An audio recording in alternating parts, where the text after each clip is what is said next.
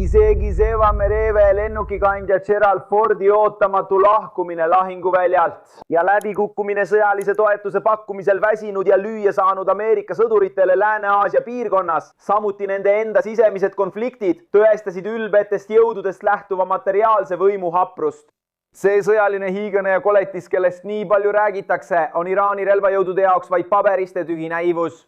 Selle lennukikandja kursi muutus Ameerika baasi suunas ja katse vältida Bab al-Mandebi väina läbimist. See tõstatas maailma ja piirkonna avalikkuse ees järgmise küsimuse. Miks peaks 13 miljardi dollari väärtuses Ameerika Ühendriikide lennukikandja kartma vastupanu liikumise mõne $1000 väärtuses kiireid paate?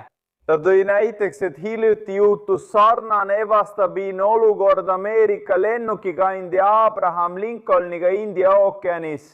Islami sõdurid, kes soovivad anda ülbetel ameeriklastel tugeva hoobi, ootavad lahinguvälja sügavustes ja on täielikult valmis oma mereväe üllatusi Ameerika merejalaväelastele lähedalt esitlema.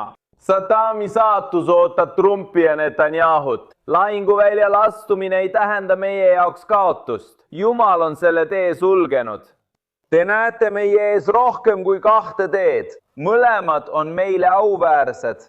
Üks on märtrisurmatee, mille au on igavene püsid ja ammendamatu, ning teine on võidutee. Mõlemad on meie jaoks võiduks loetavad ja võit tuleb vaid Jumalalt, vägevalt ja targalt. Maailma võimsaim lennukikandja lahkus Iraani konflikti keskpunktist. Ja see tekitab juba tugevat pinget ja narratiivide võitlust. Mis juhtus? USS Gerald Ford, Ameerika Ühendriikide suurim ja kalleim sõjalaev, viidi ajutiselt Punase mere piirkonnast välja pärast pardal puhkenud tulekahju.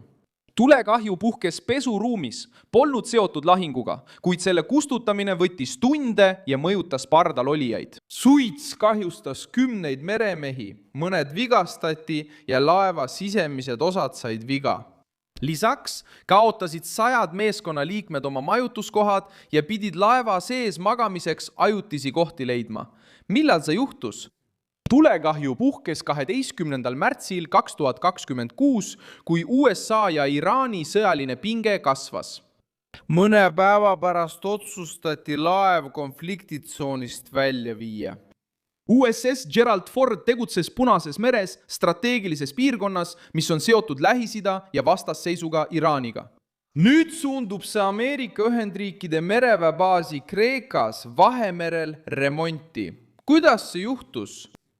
Tulekahju põhjustas sisemine probleem laeva tehnilises alas.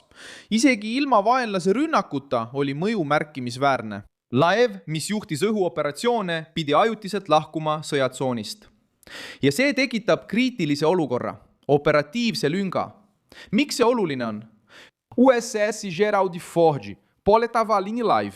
See kannab üle 75 lennukit ja on USA sõjalise kohaloleku põhiüksus piirkonnas. Selline lahkumine nõrgendab USA jõudu selles strateegilises punktis. Siin on oluline Iraani reaktsioon. Pärast uudist tegi Iraani sõjaväe pressiesindaja otsese provokatsiooni ja väitis, et see tõestab Ameerika Ühendriikide jõu õõnsust. Ta nimetas laeva paberist tiigriks ja võrdles Ameerika liidrite saatust Saddam Husseiniga. See avaldus oli osa psühholoogilise sõja strateegiast. Iraan püüab tehnilise vahejuhtumi esitada sõjalise nõrkusena. Siin ongi küsimus, kas see on tegelikkus või propaganda. Tegelikult laeva ei hävitatud, seda ei rünnatud ja see ei ole jäädavalt rivist väljas. Selle peamised süsteemid töötavad endiselt ja lahkumine hoolduseks on ajutine. See tähendab, et seda ei viidud ära hirmust.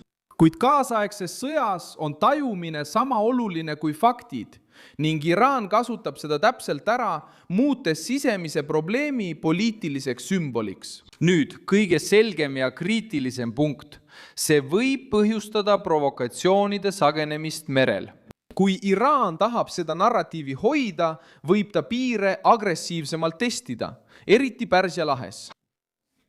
Surve Ameerika Ühendriikidele.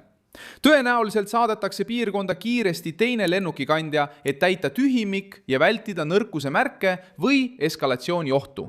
See pole vaid tulekahju, vaid intensiivne narratiivide võitlus.